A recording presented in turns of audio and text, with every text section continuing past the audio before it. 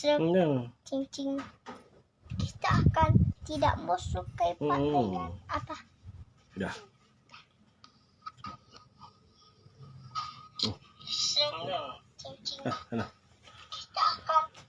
Assalamualaikum warahmatullahi wabarakatuh. Sahabat Instagram Psikonesia.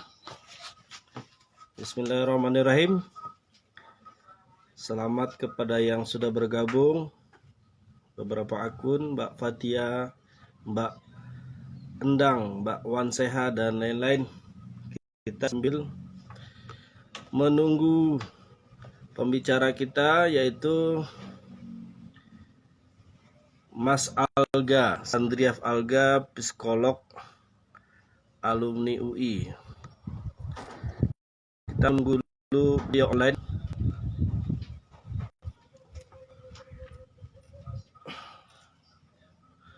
Mohon sabar menunggu ya.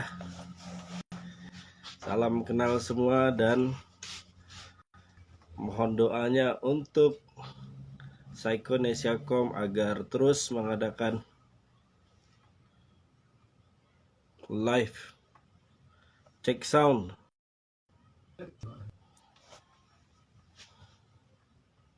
Apakah soundnya terdengar?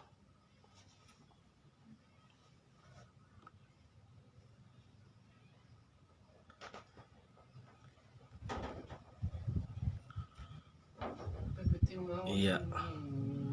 Oke, sebentar. Kita alhamdulillah sudah kehadiran pembicara kita. Oke, kita invite.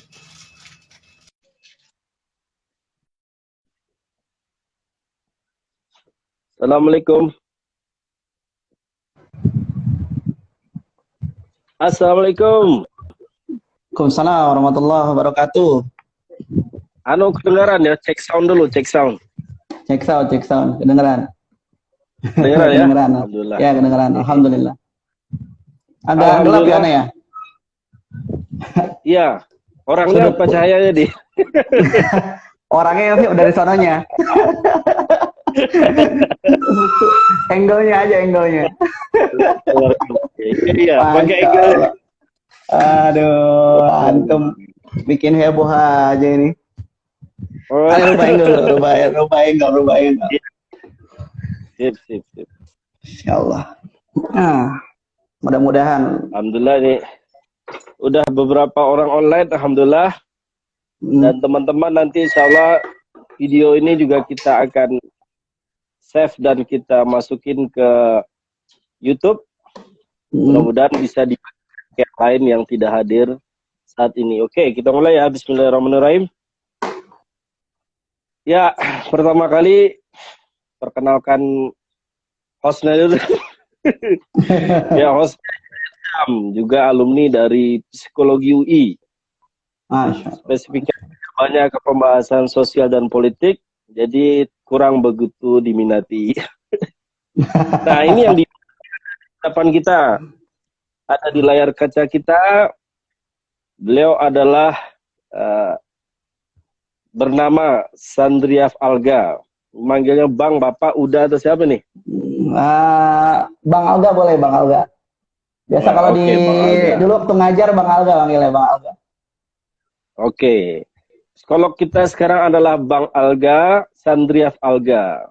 Beliau S1-nya di Psikologi UI dan S2-nya profesi juga di Psikologi UI ya. Betul. Profesi psikolog pendidikan ya. Betul. Oke. Nah, dan beliau saat ini beraktivitas di sebuah lembaga pendidikan besar di Jakarta. Wah, Bogor. Juga Bogor dan Jabodetabek lah. Iya.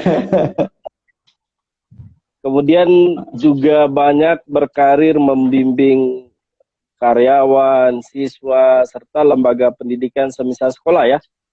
Betul. Bimbel dan sekolah ya.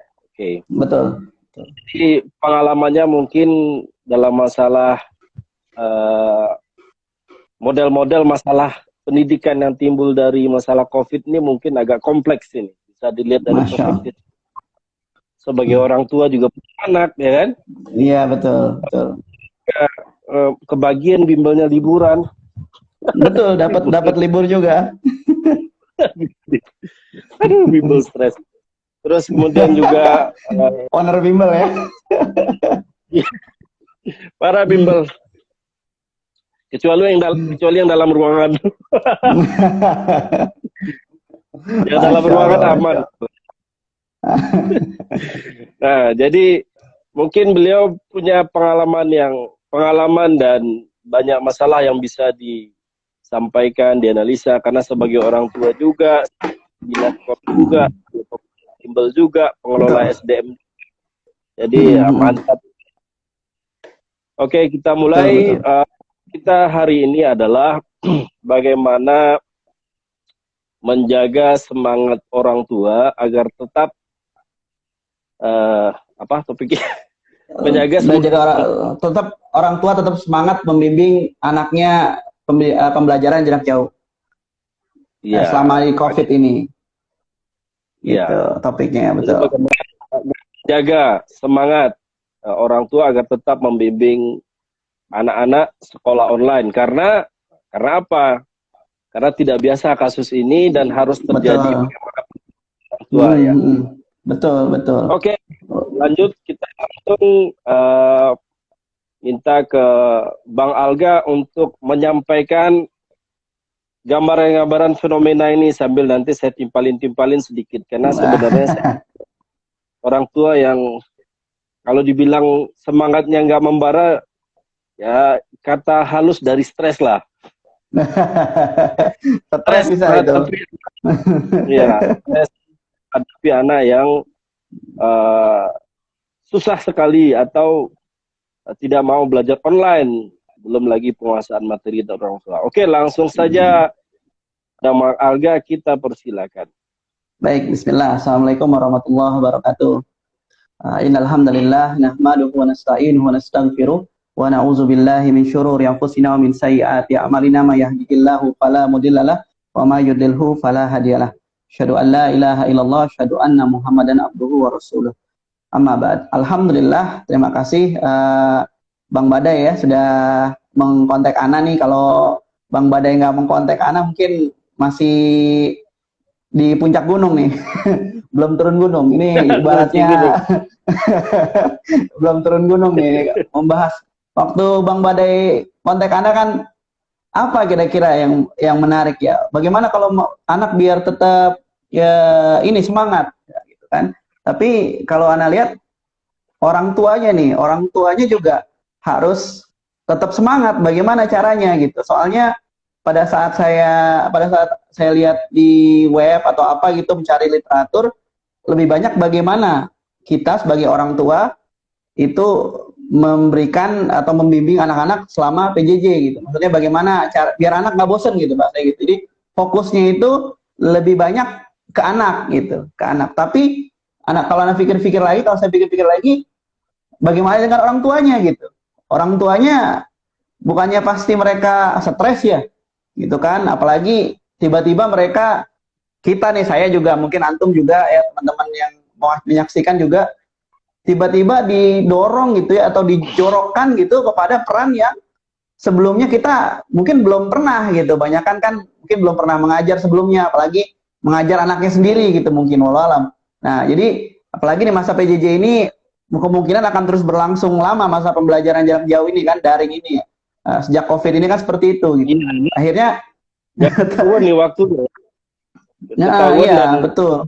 Dan sekolah mundur terus.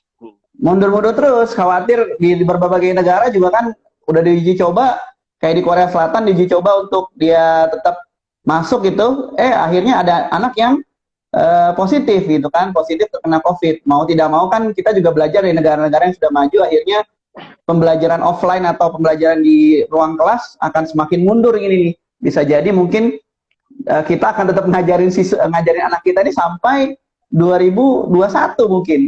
Kalau dilihat paling cepat gitu ya, kalau paling cepat apalagi melihat kondisi sekarang ini gitu. Nah, kembali ke orang tua tadi Bang Badai ya, orang tua kan tiba-tiba kena COVID gitu kan. Jangankan mikirin anak belajar gitu. Mungkin ada juga beberapa di antara kita yang orang tua ini yang tiba-tiba di kantor hari kerjanya berkurang, jam kerjanya berkurang, mengakibatkan penghasilan kan berkurang juga Bang Badai. Gitu, udah pusing mikirin penghasilan, terus tiba-tiba anak juga di rumah kerengek-kerengek minta diajarin gitu kan. Nah, jadi tambah banyak beban kepada orang tua juga nih. Nah, akhirnya kan belum tercetus ide beban home ya. iya. Beban yang harus disetorkan ke kantor. Iya. Nah, jadi beban itu apalagi anak rumah pasti semakin berantakan bisa dibilang kan. Banyak nih keluar-keluar rumah berantakan lah, apalagi anaknya kalau enaknya TK atau SD. Pasti banyak kegiatan-kegiatan yang melibatkan aktivitas menggambar, mewarnai atau aktivitas fisik lainnya gitu. Mau tidak mau kan rumah semakin berantakan nih dibandingkan sebelumnya nih. Gitu kan. Yang aneh yang mungkin nyampe rumah dulu masih agak-agak kotor dikit nggak apa-apa. Kalau sekarang kan udah seharian nih orang tuanya ngajarin, sibuk capek gitu kan, nggak sempat beresin gitu. Jadi ada masalah-masalah yang timbul pada saat kita ya anak-anak kita ini nggak sekolah di kelasnya, nggak sekolah di sekolahnya, tapi sekolah bersama kita gitu, kita dampingi gitu. Nah masalahnya, nah ini akhirnya membuat anak mencetuskan atau menyampaikan ide kepada Bang Badai, gimana kalau ini kita bahas gitu, kita bahas seperti ini. Ya kayaknya orang tua juga perlu refreshing gitu kan, nggak cuman anaknya doang. Perlu disadari benar karena karena titik tengahnya di orang tua berarti kan dari sekolah, anak. Nah, betul. Transfernya kan orang tua, baik media yang mengajarnya dan menyetorkan hasil belajar ke guru kan? Betul, guru. Ya jadi kita tuh ibaratnya konduitnya. Jadi seperti yang tuh bilang di tengah nih, kita terjepit antara siswa sama sekolah kan gitu. Jadi transfer informasi kan mau tidak mau kan ke kita gitu kan. Nah, kita baik itu informasi yang dari sekolah yang kita terima, kita olah, kita kasih ke anak, maupun yang dari anak kita olah, kita kasih ke sekolah. Nah, mau tidak mau kan kita jadi yang di tengah-tengah nih gitu kan. Aneh sih lebih bilang mungkin istri ya lebih banyak ya, karena kan anak kerja juga ya, tapi ya merasakan juga lah bagaimana efeknya gitu. Nah, terus kalau dulu nih Bang Badai nih, kalau dulu kan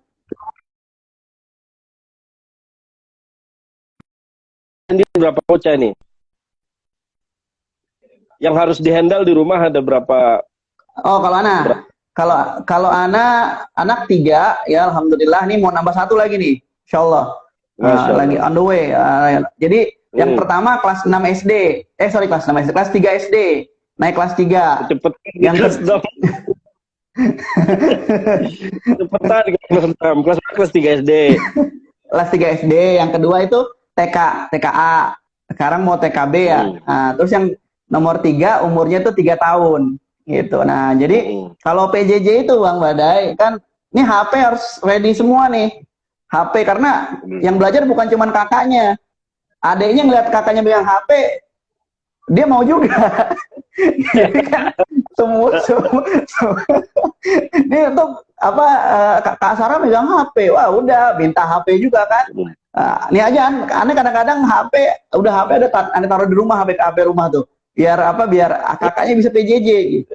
Nah, belum ya itu kan pasti kan menimbulkan masalah juga kan kalau misalnya anak-anak megang HP terlalu lama dan sebagainya. Tapi itu untuk tema yang berikutnya mungkin. Tapi kalau kita kan fokus ke orang tua nih gitu kan, orang tua Bang Badai. Kalau dulu orang tua zaman dulu mungkin waktu kita belajar psikologi Bang Badai ya, kita pernah bilang dulu orang zaman sekarang tuh orang modern tuh bilang saya tidak punya banyak waktu untuk anak saya karena saya sibuk bekerja gitu. Itu masalah zaman dulu. Ya kan, masalah sebelum corona.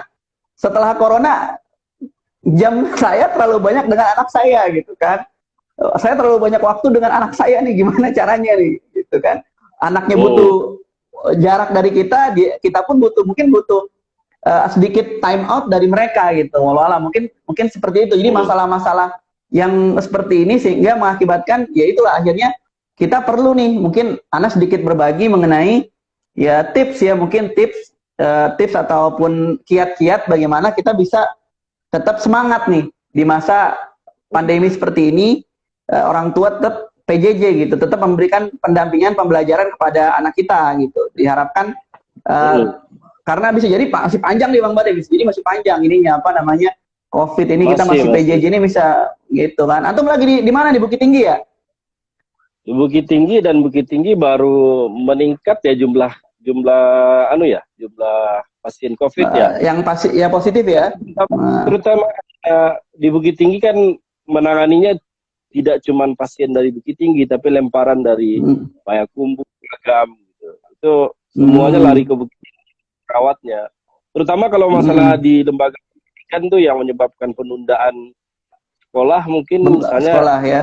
Kemarin, ya ada kemarin penerimaan siswa di sebuah pesantren yang udah cukup terkenal, sangat terkenal lah kalau ukuran Sumatera Barat. Kemudian pas di swab test para pesertanya itu ternyata kalau nggak salah ada 1 apa 2 orang yang terkena COVID. Wah, subhanallah. Artinya mengerikan lagi.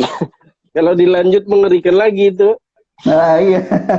Bahaya kita kan, apalagi anak-anak level SD, TK itu rentan terhadap ya COVID ini gitu kan. Mau tidak mau kan kita pasti harus benar-benar waspada untuk bisa membuka kelas yang offline atau kelas tatap muka langsung gitu kan.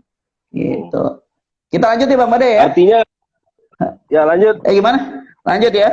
Lanjut nih mengenai apa namanya? Mengenai tipsnya gitu. Tipsnya mungkin ya. Jadi saya udah buat tipsnya ini, insya Allah bisa dipakai untuk seluruh mudah-mudahan seluruh sosial ekonomi, mau dia level menengah atas, menengah ke bawah, mau di bawah, insya Allah tidak pengaruh, bebas budaya kalau kayak alat tes psikologi lah, gitu loh. Bebas budaya. Iya, ya diuji dulu. Kan? Perlu diuji ya, Masya Allah. Kebanyakan uji di kehidupan nyata. Enggak, maksudnya nanti disampaikan biar nanti sama mungkin kalau ada yang bertanya dari yang online tuh, dan kemudian sambil Ane pribadi juga mengemukakan betul. Beberapa kasus-kasus untuk disampaikan saran dan pencocokan apa tadi, saran-saran tadi. Ya. Baik. Nah, kalau yang pertama nih dah ya, karena kita Ane bikin sekitar 13 dah. 13 ya. Siap.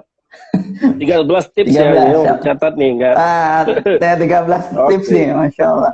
Yang pertama gitu ya, kan kalau bahasanya kita topiknya semangat ya. 13 tips apa? 13 tips biar 13 tips supaya orang tua tetap semangat mendampingi anak PJJ gitu. 13 tips supaya orang tua tetap semangat mendampingi anak selama pembelajaran jarak jauh, insya Allah gitu. Yang pertama karena kita bicaranya semangat, tidak. Yang pertama karena kita bicara semangat ya. Kalau semangat itu kan passion ya, passion bahasa Inggrisnya kan semangat, passion. Nah yang pertama itu adalah love what you do gitu. Cintai apa yang antum lakukan gitu ya. Misalnya gini, kan kita kan tugasnya kan mendampingi gitu. Ya kalau misalnya kita nggak senang atau kita nggak menyukai gitu ya, dari awal-awal udah ilfeel duluan, ya mau nggak mau seterusnya bakal ambiar udah itu gitu ya. Kita kalau misalnya kita tidak mencintai atau tidak mencintai apa yang kita kerjakan ini, anak-anak ini dengan kecintaan kita, ya bisa jadi ya seterusnya udah nggak bakal senang kita menjalaninya gitu. Kan passion kan gitu kan, kita harus punya passion. Kalaupun nggak punya passion, minimal ya kita duit untuk anak-anak, kita lakukan itu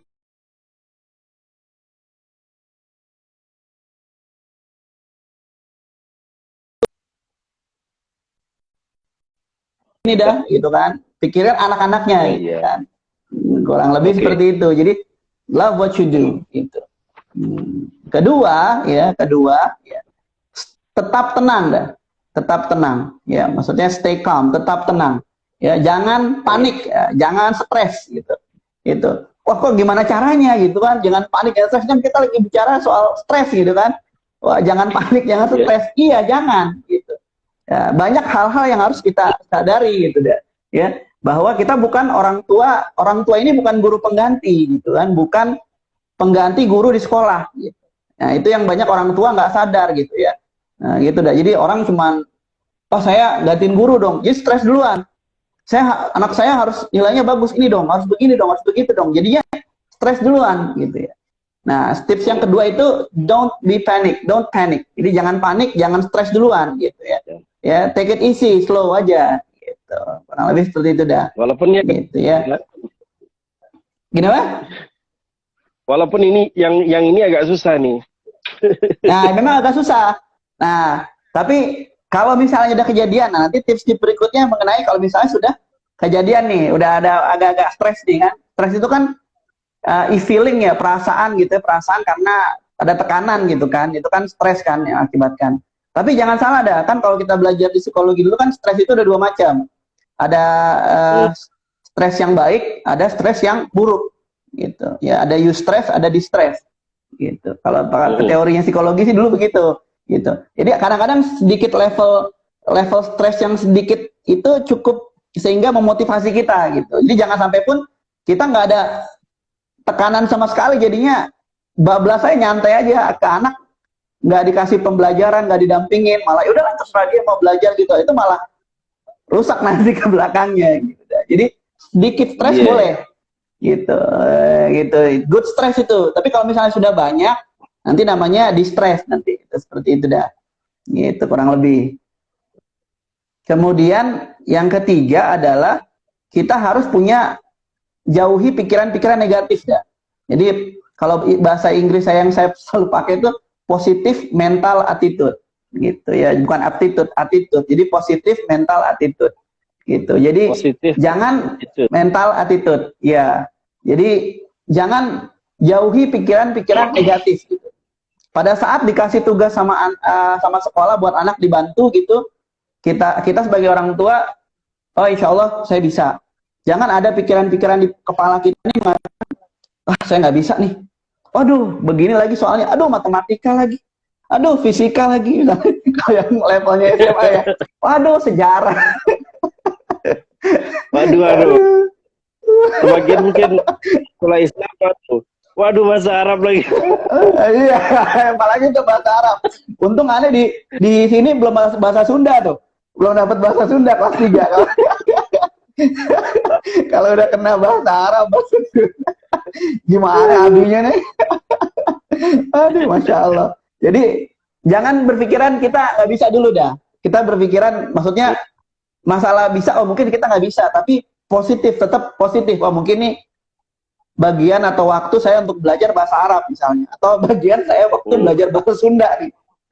Aneh di kantor dicengin mulu sama atasan. Antum udah 7 tahun di Bogor gak bisa bahasa Sunda. Atasan ada orang Padang. Bisa bahasa Sunda gitu kan. Waduh, udah 7 tahun di Bogor gak bisa bahasa Sunda nih. Waduh. Gimana? Itu mungkin interestnya juga gak ada kali itu. Nah, itu dia. Orang kalau di kantor ngobrolnya bahasa Indonesia, kadang-kadang bahasa Arab kan nggak masuk, pakai bahasa Sunda, Pak. Ya, tapi bahasa pasar lah kan gitu. Nah, itu dah. Jadi pikirannya tetap mudah-mudahan positif. Bahasa Arab logat Sunda bisa tapi. Masya Allah. Kalau logat Sundanya agak susah. Logat apa? Ada temen nih ya, sedikit cerita ya. Ada temen tuh udah orang Padang dah. Orang anak IPB udah lama di sini, udah lama di Bogor gitu kan. Nikahnya juga sama orang Bogor. Aduh, Sundanya jago. Cuman ya itu logat Padang kayak antum masih ada. Lucu kalau saya dengarnya. Ini logat Padangnya disengaja sebagai alat marketing. Bisa jadi. Gitu. Jadi bisa jadi ini bagian dari kita untuk mempelajari lagi atau gimana. Apalagi banyak dari kita nih yang kalau yang butuh pendampingan umumnya itu yang SD dah ya. Maksudnya yang siswa SD. SD dan apalagi tuh butuh banyak pendampingan. Kalau yang anak SMP, SMA, insya Allah kita kasih tugas, dapat tugas dari sekolah, mereka kerjakan. Gitu. Kita tinggal lihat ke beberapa waktu gitu. Beda sama anak SD, benar-benar harus kita pantau gitu kan. Gitu. Jadi kalau ibaratnya kalau kita kena anak yang SMA gitu kan, tinggal suruh mereka online atau apa itu masih bisa. Gitu. Kalau yang anak TK mah susah, gitu kan. Gitu dah. Yang keempat nih dah. Yang keempat, Ya. Nah, time management dah. Ya. Jadi kita harus punya time management gitu. Jadi kalau istri saya, Kak, kenapa Anda bikin tips seperti ini? Karena contoh dari yang istri lakukan.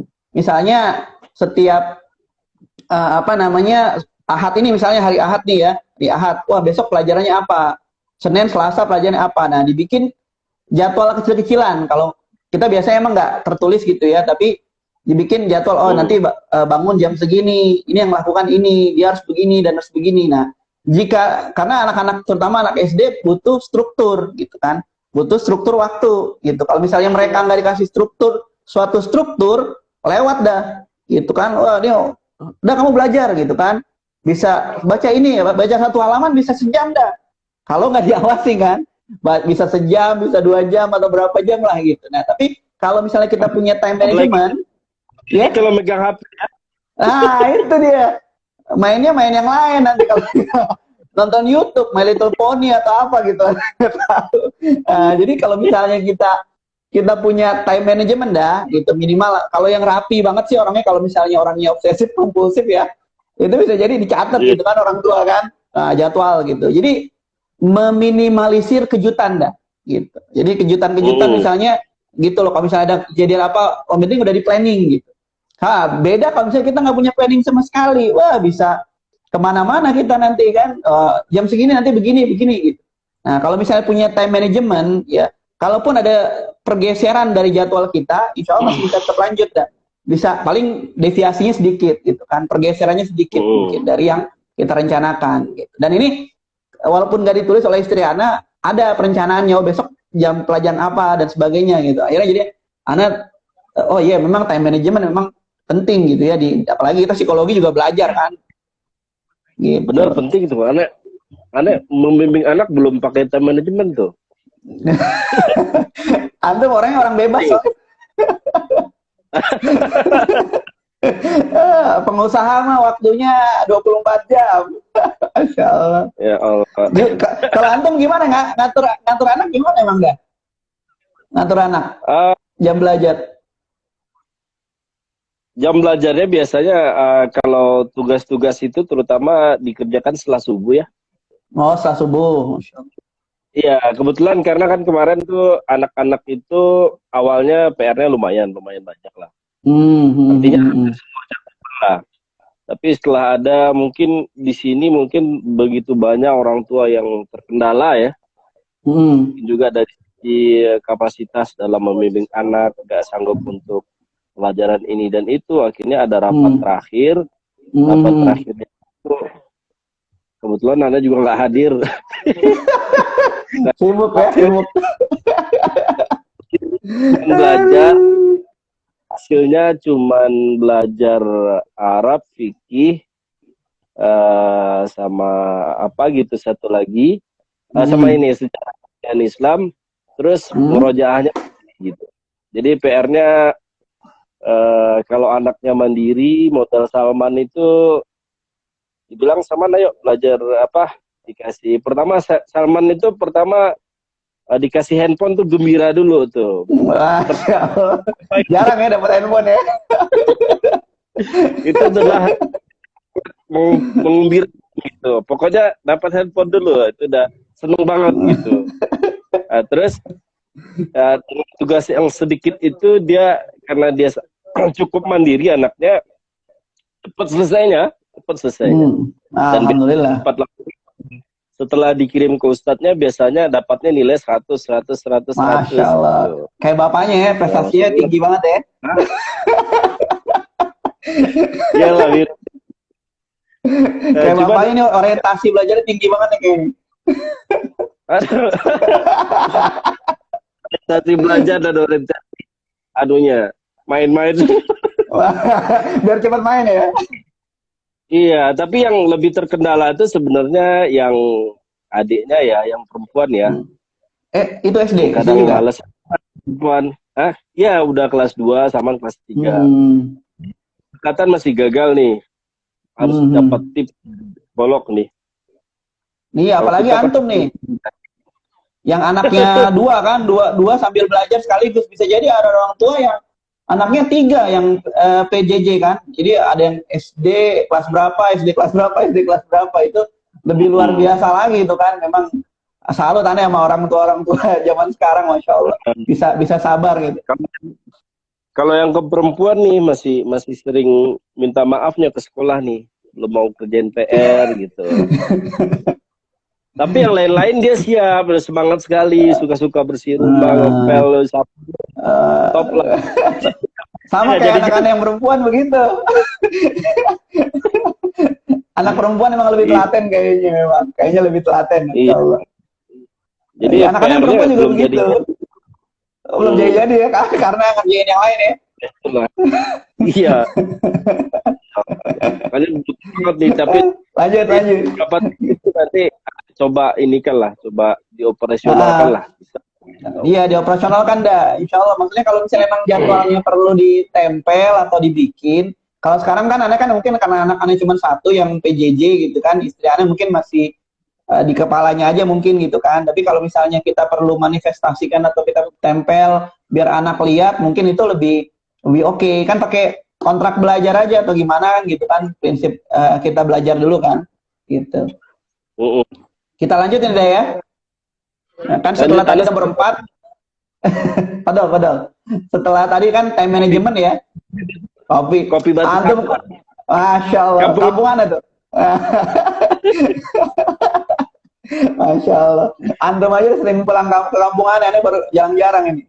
Aduh. Iya, kita sapa dulu sebentar. Belum kita lanjutkan, kita sapa yang sudah hadir karena kita sangat sudah hadir. Mbak Fatia Ana nih yang mana nih? Fatia Ana ini 2001. Bukan ya, kayaknya itu Indra kalau itu. Oh, Indra Fatiana, masya Allah, orang Padang juga kalau nggak salah ya. Ngarang aja. Ngarang aja antum. Terima kasih Mbak Anita Mei. Makasih sudah hadir. Ini disapa satu-satu karena sedikit yang hadir. Terus ada orang tua siswa nih yang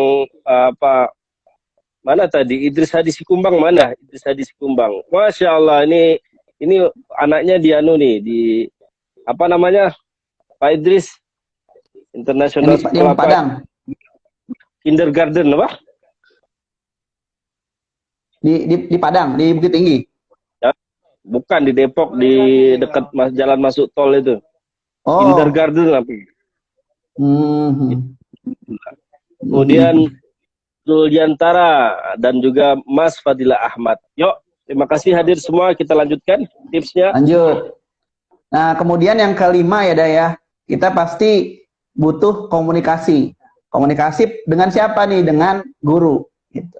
Nah, komunikasi dengan guru ini jangan sampai apalagi kalau misalnya kayak anak-anak ya, anak-anak kan pemalu ya. Jadi dia kalau di depan kan biasa menyampaikan materi itu kan via voice note atau apa gitu. Ngomongnya aja pelan gitu kan, ngomongnya pelan, pemalu gitu. Padahal gurunya nggak ada di depan dia gitu kan. Nah, kendala-kendala kayak gini dikomunikasikan ke gurunya gitu kan. Kita komunikasi ke guru, kita WA gurunya, gimana Pak, gimana Bu, anak saya tadi materinya begini. Kayak saya antum tadi kan, ada kendala, pasti antum kan kontak dengan anak yang perempuan kan, yang nomor 2 kan. Pasti antum sudah lakukan itu, terlalu sering mungkin jadi kontak. Nah, ini penting nih komunikasi dengan gurunya anak penting, dengan wali kelas, jangan lupakan. Jangan dikira, itu kan kita udah pasti tahu atau udah pasti ngerti, belum tentu. Bisa jadi ada di antara kita yang canggung atau malu atau segan gitu. Nah, jadi kalau untuk masa depan anak atau untuk kita biar anak kita benar-benar mencapai target, mencapai harapan kita, ya komunikasi, Pak. Komunikasi dengan guru nih. Kita fokus anak di nomor 5 ini, komunikasi dengan guru gitu. Komunikasi dengan gurunya dulu, gurunya anak-anak gitu ya. Nah, nomor 6 penting nih Nomor 6 penting banget nih. Bicara dengan pasangan kita Nomor 6 nih gitu ya.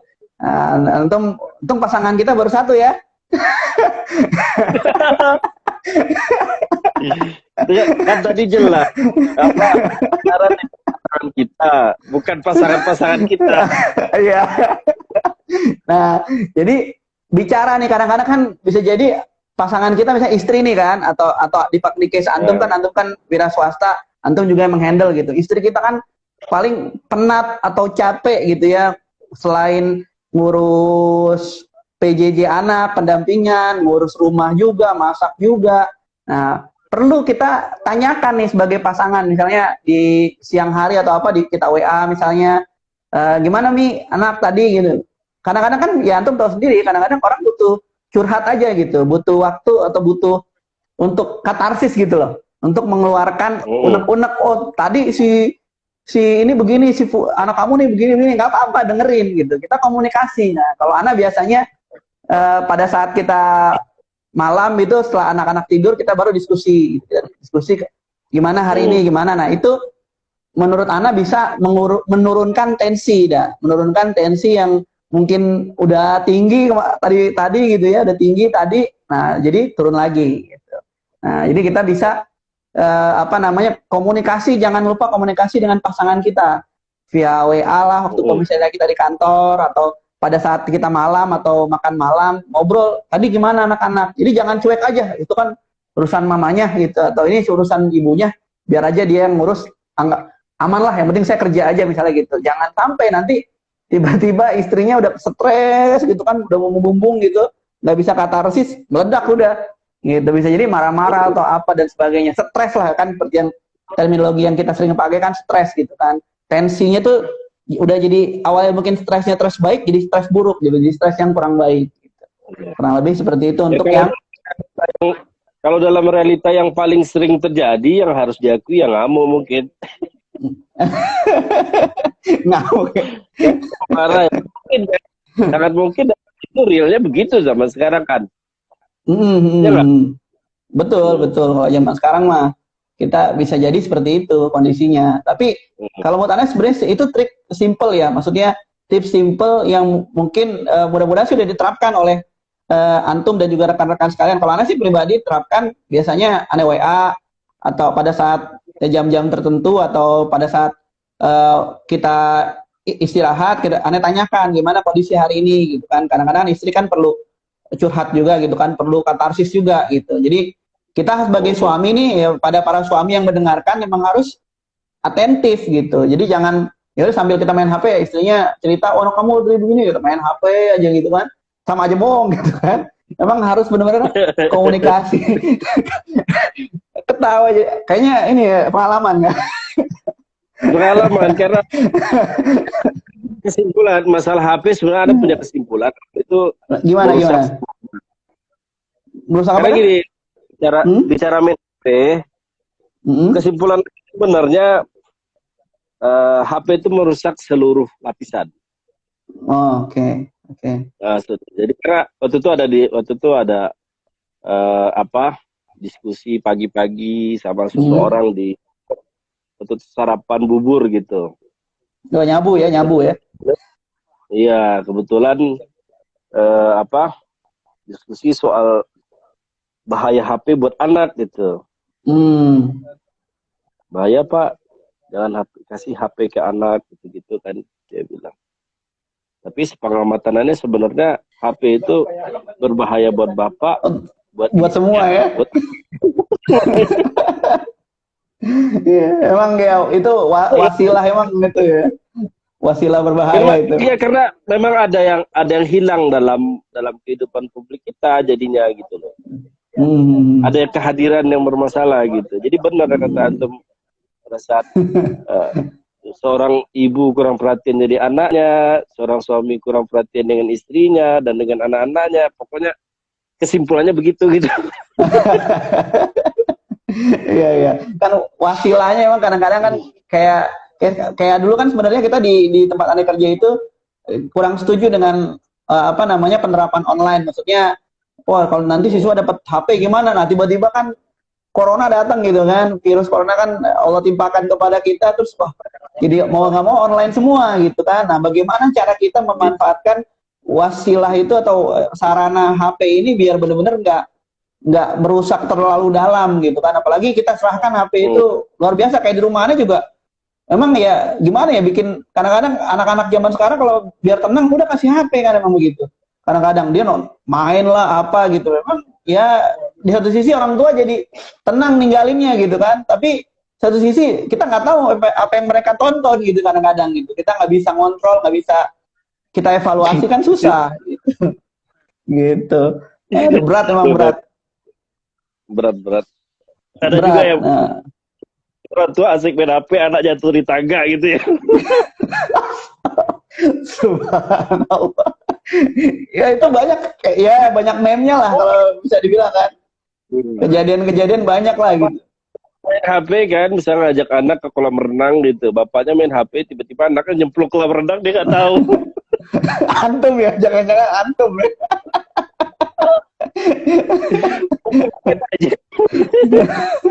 Aduh, Masya Allah. Iya. Kan tapi benar-benar harus ditakar gitu ya. Harus ditakar benar-benar. Harus strategi cara pemakaiannya itu emang luar biasa ini emang. Kalau kita nggak pakai, susah, itu wasilahnya, itu sarananya untuk kita belajar agak susah memang gitu ya. Walau alam, mudah-mudahan kita kembalikan ke, ya itu ini ya, kembalikan pada fungsi komunikasi aja gitu kan. Nah yang ketujuh nih dah, yang ketujuh kan tadi kan udah komunikasi sama guru, komunikasi sama pasangan. Kalau memang itu belum bisa atau belum tercapai ya, belum, komunikasi dengan teman yang senasib dah gitu. Komunikasi dengan teman yang senasib, misal ibu-ibu, ada pasti grup ibu-ibunya kan gitu kan, grup-grup WA ibu-ibu. Nah, bisa lah mungkin curhat ya sebatas yang tahulah batasannya gitu kan. Oh tadi anak saya begini gitu kan, oh tadi anak saya begini. Nah minimal ada sarana untuk katarsisnya gitu. Jadi mereka minta support, dapat support dari support grup mereka, dari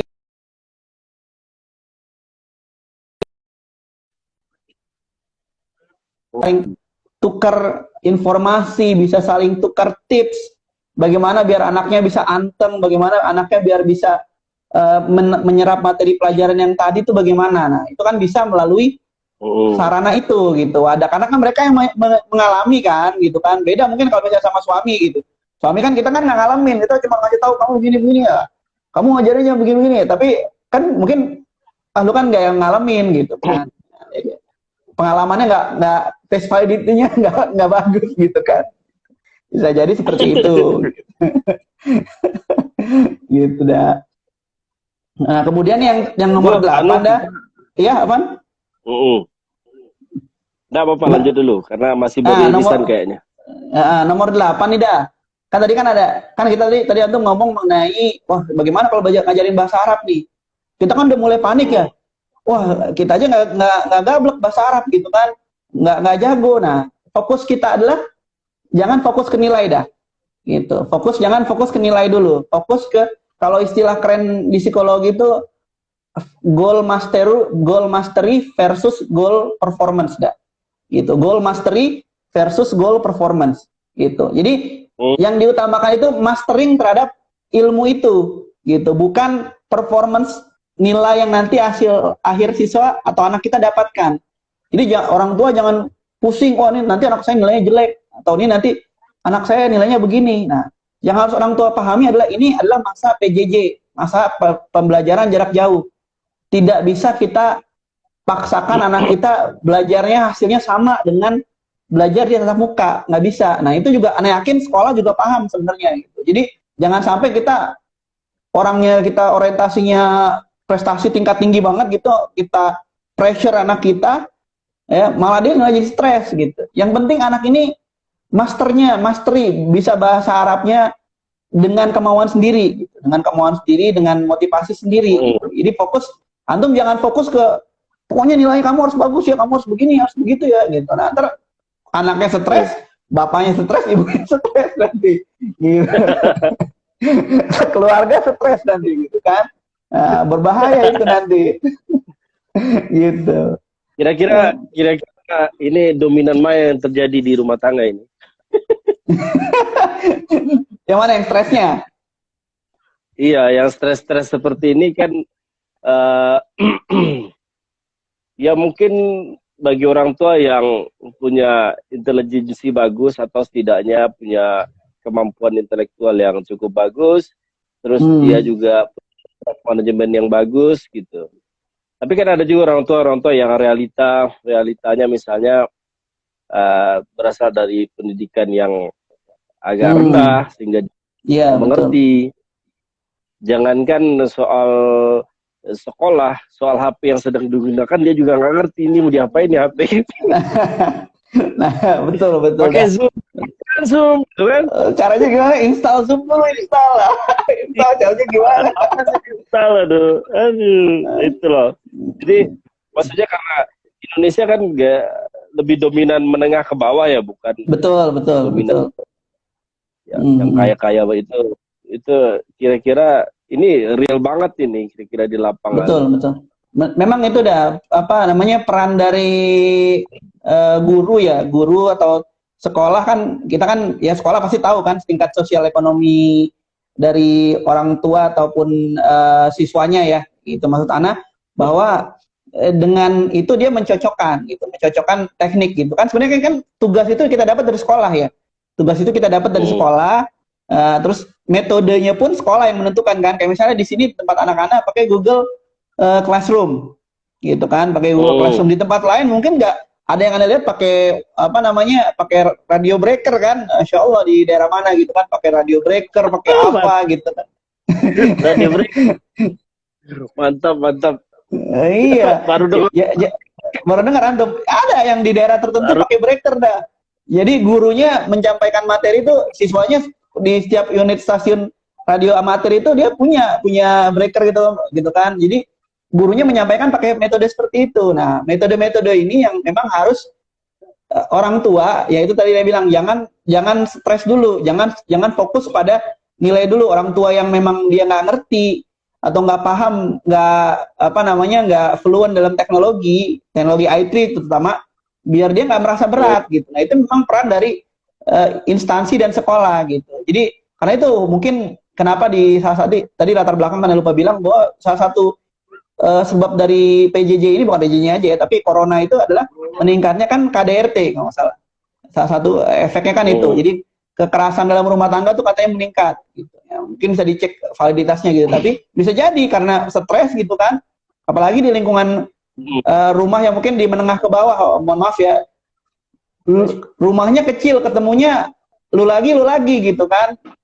Ibunya stres ngajarin anaknya stres, bapaknya pusing mikirin pekerjaan, misalnya nggak dapat orderan, nggak ada apa, ya akhirnya kan terjadi stres namanya mengakibatkan mungkin perilaku yang tidak baik gitu, KDRT seperti itu gitu kan. Nah, memang peran KDRT dari dan KDRT dan KDRT kekerasan dalam KPDRT logis dalam rumah tangga. Istilah baru nih. Wah, Masya Allah. Iya. Bikin istilah baru mulu nih. Tangga. Psikologi dalam rumah tangga ya. Psikologi. Jadi iya. Nggak main pukul ya. Nggak main pukul, cuma diacuhin gitu. Iya. Betul. Nggak diacuhin ya istri suaminya. Nggak dimasakin makanan. Main diamkan 1000 tahun. Ya Allah. Subhanallah. Gak dipukul tapi bikin nggak dipukul ya, didiemin aja kan gitu. Nggak diajak ngomong, nggak diajak ngobrol ya kan. Itu yang memang itu bisa jadi merasain. Jadi menimbulkan stres memang itu kan akhirnya kan, stres. Tidak ada komunikasi. Nah itu udah, karena itu Anda bilang tadi yang poin yang nomor 6 tadi, bicara pada pasangan. Kalau misalnya stres gitu kan, nggak stresnya itu atau tensinya itu nggak turun dengan kita ngobrol, nah itu bisa mengakibatkan emosi yang bisa mengakibatkan pada KDRT. Itu dikhawatirkannya seperti itu kan jadinya. Gitu. Nah itu yang mudah-mudahan kita hindari. Gitu. Nah kemudian yang 9, jaga kesehatan dah. Itu penting. Jadi jaga kesehatan. Jadi jangan, kan kita kan PJJ itu kalau Anda lihat istri anak kan mendampingi anak itu bisa duduk lama gitu ya, duduk lama seharian.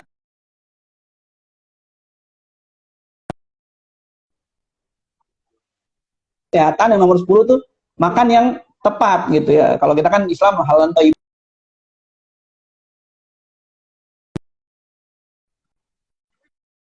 makan, mahnya kambuh, ya kan? Mahnya kambuh menimbulkan kegusaran kan gitu kan, kegusaran. Kalau kita sakit pasti gusar gitu kan, gampang marah, sensi lah gitu kalau bahasa orang umum kan sensi. Jadi ribut lagi ntar di rumah tangga, KDRT lagi, kalau nggak KD apa yang psikologis dalam rumah tangga tadi yang antum bilang, gitu kan. Jadi KPDRT, ya,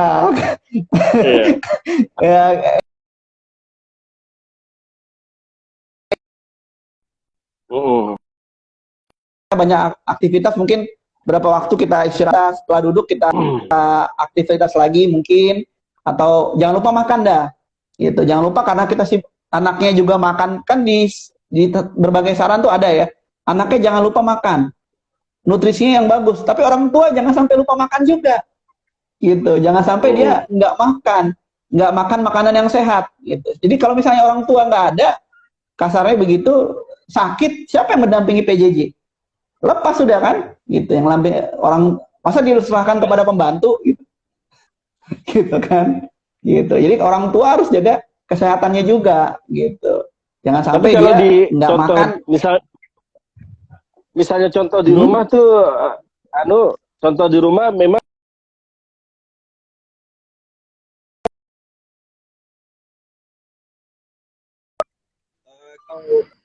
kalau aneh kan contohnya rapat sekolah kan, bobot yang disetorkan ke siswa itu sedikit. Nah, memang kalau di rumah contohnya gimana? Apa sekolah memang masih banyak PR yang dikasih atau yang diulas gitu? Enggak, kalau di sekolah, kalau yang di sekolah itu kan, kalau yang Anda tangkap kan di sekolah, dan Anda lihat di beberapa sekolah memang kita nggak membebankan seluruh mata pelajaran kan, nggak membebankan seluruh mata pelajaran. Kita ada fokus-fokus tertentu gitu ya, fokus-fokus tertentu pada bidang-bidang studi tertentu atau materi-materi tertentu gitu. Nah, itu memang sengaja dah. Jadi karena memang tidak bisa semua materi itu diajarkan secara pembelajaran jarak jauh gitu. Mau tidak mau emang harus materi-materi yang dipilih-pilih mungkin gitu, yang dipilih oleh sekolah atau biar benar-benar nyampe ke siswanya gitu selama di pembelajaran jarak jauh ini gitu, selama corona ini gitu kan. Bisa jadi PJJ itu selepas corona masih ada, sampai semua vaksin mungkin dapat vaksinnya atau dapat solusinya gitu kan. Orang tua mungkin masih ada yang takut gitu. Jadi ada yang orang tua beralih ke homeschooling mungkin atau apa kan, kita kan nggak tahu ya. Tapi memang sangat PJJ ini kan relevan sekali gitu kan di masa yang sekarang. Nah, kemudian yang ke-11 nih dah. Ya, ini masuk ke Islaminya nih, agak-agak Islami ini tipsnya nih. Nah, kalau kita marah gitu ya, Rasulullah SAW kan bilang kalau kita marah suruh duduk. Kalau kita dalam posisi berdiri suruh duduk. Gitu. Kalau kita dalam posisi duduk marahnya suruh rebahan, tiduran. Gitu. Ada hadisnya kalau nggak salah di hadis riwayat Ahmad sama Abu Dawud. Gitu kan, apabila kalian marah dan dia dalam posisi berdiri, hendaknya dia duduk. Karena dengan itu marahnya bisa hilang. Gitu. Kalau jika belum hilang juga, hendaknya dia mengambil posisi tidur. Nah, ternyata walaupun kalau secara umum kita sebagai orang Islam percaya dengan apa yang disampaikan oleh Rasulullah SAW ya, tapi ada pembuktian ilmiahnya dah katanya. Jadi kalau misalnya orang dalam posisi otak kita ini secara instingtif menganggap posisi tegak berdiri itu posisi siaga dah, posisi siaga gitu. Jadi memang takut diserang oleh binatang buas atau apa gitu. Secara otak ininya gitu, otak insting kita tuh seperti itu kalau dalam posisi berdiri. Nah, kalau misalnya posisi itu duduk atau rebahan, memang itu posisi relax.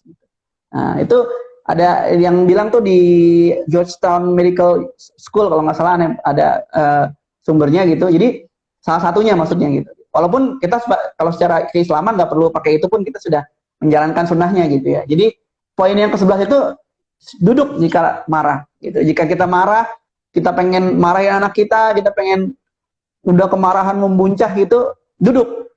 Kita duduk atau kita rebahan, tiduran gitu, atau kita cuci muka. Karena kan sifat marah itu kan sifatnya panas ya. Marah itu kan sifatnya kan api gitu kalau nggak salah, kalau orang belajar tabib ya. Nah, caranya ya diturunkan dengan air. Misalnya dengan wudhu. Nah itu yang tips yang kalau misalnya kita udah mulai ke arah stres sudah gitu kan. Wah stresnya kayak nangan anak ntar lama-lama anak yang ditempelin atau gimana kan gitu kan. Kita dulu.